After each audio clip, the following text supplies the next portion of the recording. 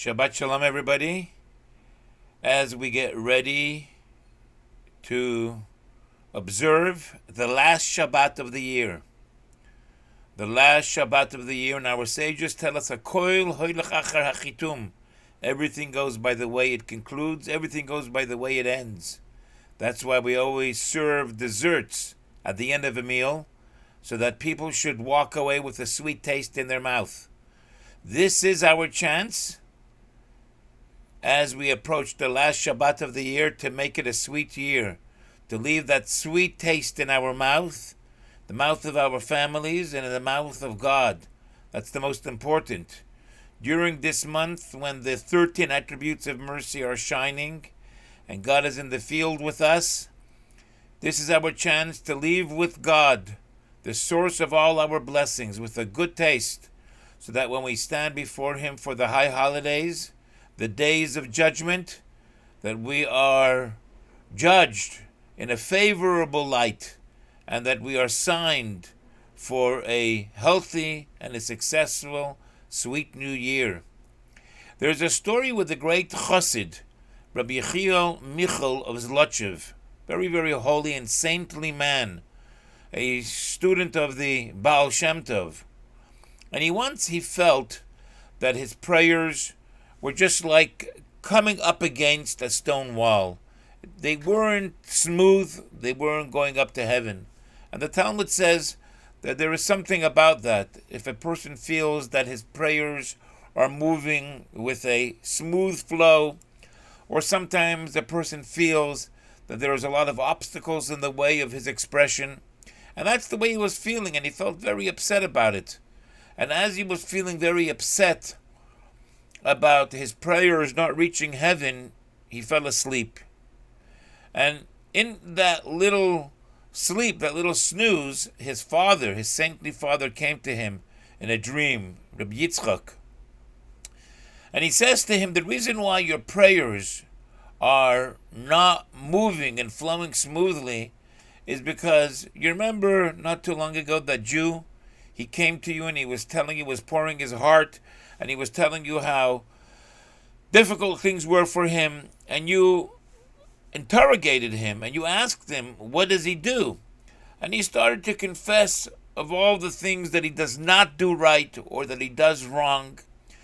And you told him, says the father in this little dream, to his son, the saintly Rabbi Michel, who was a tzaddik in himself. And he says to him, in this dream, what did you respond to him after he expressed all his hardships and his difficulties?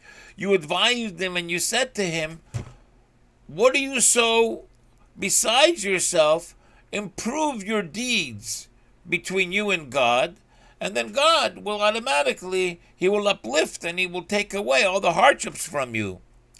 The father, he says to his son, when you answered that way to this poor fellow that's going through so much aggravation and anguish, this aroused up in heaven a kitrug. It aroused up in heaven a prosecution, an accusation towards you, because it's not your role to justify God's hardships on another Jew. What you should have tried to do is to find merit before God and to look for this person's positive strengths and to bring that out so that God should have mercy and should grant him a little bit more of some ease. When a person is justifying the judgment of hardship and difficulty that it's deserving, that's something you should do for yourself and on yourself. When you're going through hardships, you should look into yourself and see what improvement is necessary so that God should improve His relationship with you.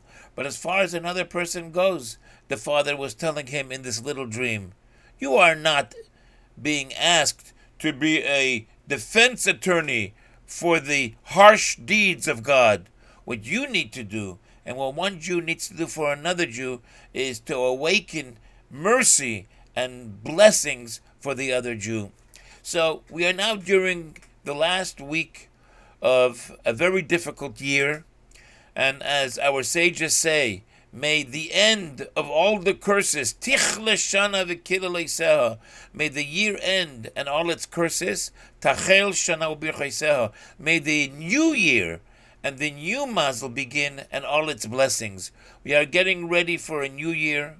We are trying to put all the hardships and the pandemics and the viruses and the out of work and the reduced income and the relatives that have died and everything else behind us so that we can prepare for a much better coming year. Our sages tell us in regards to these very special, powerful days of this month, the month of Elul, the month where our sages tell us, Ani ledoidi v'doidi li, I am to my beloved and my beloved is to me. When you put the effort into your beloved, which is God, so then you're guaranteed God, who is our beloved, will be for us. And as we are considering this incredible opportunity in these last few days, our sages tell us that whoever increases his prayer, whoever kol hamoisif levakesh rachamim, whoever adds and increases in his request for mercy, zechus huloi, this is a merit. This is a good thing for the person. We have to take advantage, and the power of prayer is, there's no even words to describe how powerful the words of prayer and the words of gratitude and thanks before God can accomplish as preparation, as the last few moments before the judgment of Atem Nitzavim Hayoim Kulchem, which is the beginning of this week's Torah portion. This week's Torah portion is a double header, 2 portions. Moshe Rabbeinu, on his last day on the face of this earth, is bringing all the Jewish people into this covenant. Not only the ones that are there, but as he says, all the future Jews. Everybody is now being included in this covenant, in this very special agreement between God and the Jewish people, and the Jewish people and God forever. As the prophets tell us later on, God will never abandon the Jewish people. And as Moshe Rabbeinu is telling the Jewish people at the beginning of this week's Torah portion, after last week, all the curses, 100 minus 2 curses, 98 curses, the Jewish people started to tremble. What do we need all this? This is pretty heavy stuff if we don't observe and we don't keep what we're supposed to. Moshe Rabbeinu, Moses, he tells them, Atem Nitzavim Hayoim Kulchem. Look, with all these curses, you're still standing strong before God. We are now on the other side of the Jordan, getting ready to miraculously move over to the land that God has promised us and our children and our children's children. So don't be so scared. It's true there are consequences, and you got to do the right thing, and that's the way a healthy person operates in the healthiest and best way possible, but he's a merciful God. And he's done miracles for you, even though we tested him that many times, and he will continue to do miracles and take care of you. And this is what our sages tell us is the way to make the best of this Shabbos and the last few days before Rosh Hashanah. The way to make the best of it is to read the double portion and to draw all the strength that we take from these very, very special words that Moshe Rabbeinu was saying on the last day of his life here on the face of this earth. And it begins with Atem Nitzavim Hayoim Kulchem. This is the blessing that God gives us for Rosh Hashanah. The word Hayoim, the Zohar, the book of mysticism tells us the word Hayoim, and it knows that from the book of Eov, from the book of Job. It was on that day, and all the angels, they stood before God, one to prosecute and one to defend. We know that was the day of Rosh Hashanah. Whenever it says the word Hayoim, the day, you bet it's the day. It's the day that everything is being determined for the coming year. And there are many different stories in the Talmud of people who were roaming around the cemetery, and they heard these voices, what was being decided for the coming year. The dead were talking, and it was overheard that what was being decided for the coming year, the dead who have their souls up in heaven, and somebody who happened to overhear as they were talking there in the cemetery, and so it came to be. And we know that this is a very, very powerful day, the day of Rosh Hashanah. You know, there's a story that is said that once a fisherman, he put down his net, and he put some bait inside the net, and the fish came inside, and they started to eat, and they were happy. Baruch Hashem, thank God. They got themselves a golf course and a couple of cars and some houses and they get some vacations and whatever else it is. But all of a sudden, the time came, and the fisherman, he picked up the net, and he chopped all his fish. He got all his fish. And the poor fish, he says one to the other, he says, after we ate, we should have got out of this place. And the other fish says, you don't realize, once we were already eating, we were already caught into the net. We should have been smart enough not to fall into this. And that's what this Rosh Hashanah is all about. Rosh Hashanah is when God decides who is going to fall into the net, and by that time it's already too late. It's not a matter of having gotten out of this after we already enjoyed ourselves. It's a matter of not falling into it to begin with. And to not fall into this situation to begin with is being determined and decided. Atem Nitzavim Vayelech. You are all going to stand firmly on this very, very special day when everything is already being decided. It's like whatever happens in the head, it influences the rest of the body. Once already it's been decided in the head, the foot doesn't have a choice whether to carry through the order that's already in the head. It has to carry it through. That's the way it works. The Rebbe, Rabbi Shnerson, he points out and he says like this. We begin this week's Torah portion, Atem Nitzavim Vayelech, God's promise to the Jewish people. You are all standing on this day of Rosh Hashanah, and I give you my blessing. You should all be healthy and well. None of you should falter and fall. Kulchem, all of you, Lifnei Hashem Elokeichem, before the judgment of God. The word Hashem Elokeichem can also have an understanding of God's judgment. And he goes on to mention all the different levels of the Jewish people. From the heads of your tribes, until the wood choppers and the ones that draw the water.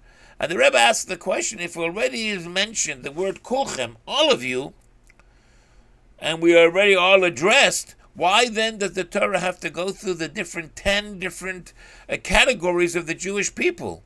And the Rebbe, Rabbi Shnerson, the Lubavitcher Rebbe, points out and he says, because this is a very special message in itself, that in addition to the fact that each one of us is an element within the general Jewish people, each one of us is also an individual with our own personal mission.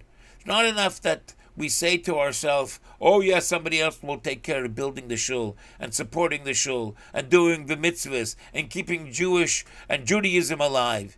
Each individual is being singled out over here for their own specific role that they play in the general picture.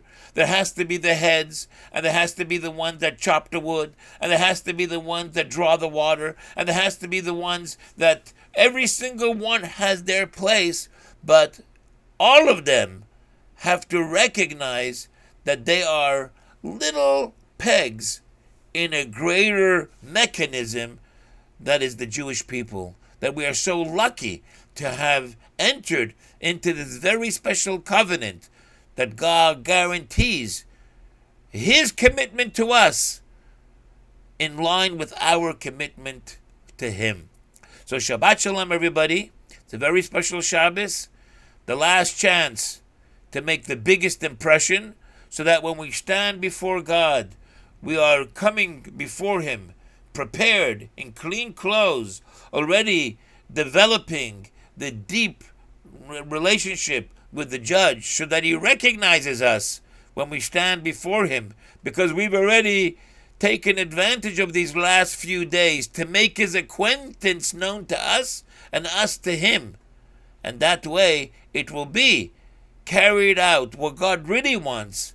Atem Nitzavim Hayoim, that we should all stand firmly. The word Atem, when you rearrange the letters of Atem, it stands for Emes, truth. If we will recognize that there is a truth, Hashem Malekechem Emes, God, our God, is Emes. Torah is Emes. Everything out there in the world is not Emes. It's a world of sheker. It's a world of falsehood. Facebook, Instagram, politics, the news. Don't invest too much energy and emotion and intellect and arguments in an area which is all fleeting and it's all false. But Atem Nitzavim, you know how you're going to be standing firmly in life? If you hold on to Emes. Emes of God and Emes of the Torah. Shabbat Shalom, everybody.